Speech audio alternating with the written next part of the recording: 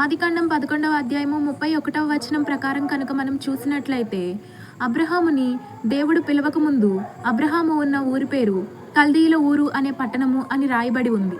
ఆ సిటీని హిస్టారికల్గా చూస్తే బాగా సివిలైజేషన్ ఉన్న సిటీ అని తెలుస్తుంది. అలాంటి ఒక సిటీలో నుంచి ఎలాంటి నాగరికత కూడా లేనటువంటి ఊరికి దేవుడు అబ్రహాముని పిలిచాడు. అలాంటి ప్రదేశానికి అబ్రహాము రావడానికి కారణం ఏమైనా ఉందా అంటే, అది కేవలము తాను విన్న దేవుని స్వరము. అయితే ఆ కాలంలో ఎలాంటి బైబిలు లేదా ఎలాంటి బోధకుడు లేకపోవడం వల్ల అబ్రహాముతో దేవుడు డైరెక్ట్గా స్వరం ద్వారా మాట్లాడారు.